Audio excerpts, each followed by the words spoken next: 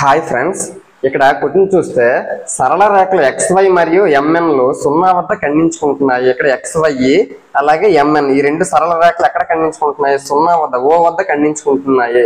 Angle POY 90 డిగ్రీలు, POY ఇది మనకి 90 డిగ్రీస్ అని అంటున్నాడు.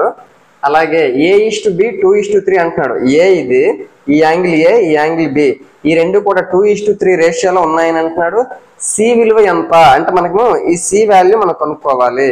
ఇది చాలా ఇంపార్టెంట్ క్వశ్చన్, అలాగే మంచి క్వశ్చన్ గా మనం చెప్పుకోవచ్చు. ఇది 9th క్లాస్ 155 లో ఉంది. ఆప్షన్స్ ఇలా ఇచ్చాడు. నువ్వు కరెక్ట్ గా చూస్తే ఇక్కడ POY 90 అన్నాడు కదా, మరి ఇటువైపు చూస్తే POX ఇది నీకు ఎంత అవుతుంది? ఇదంతా కలిపితే నీకు ఈ పార్ట్ ఏమో 90 అవుతుంది. ఈ పార్ట్ 90ని A:B ఏ రేషియోలో విభజిస్తుంది? 2:3గా. అంటే టోటల్ గా 5 పార్ట్స్ కంపల్సరీగా 90 కదా అవ్వాలి, 90 డిగ్రీస్ అవ్వాలి. అందులో నీకు C కావాలి అని అన్నాడు. C కావాలి అన్నాడు అంటే దానికి ఆపోజిట్ లో ఏముంది?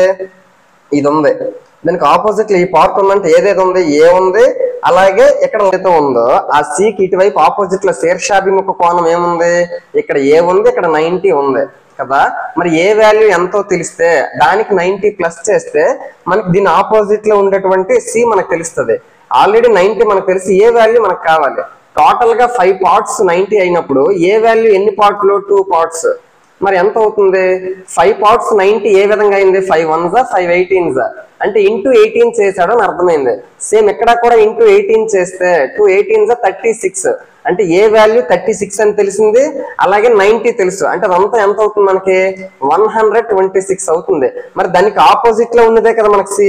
అంటే C వాల్యూ కూడా 126 డిగ్రీస్ అవుతుంది. ఎందుకు? శీర్షాభిముఖ కోణాలు సమానం కాబట్టి. Option 3 is the correct answer. Thank you.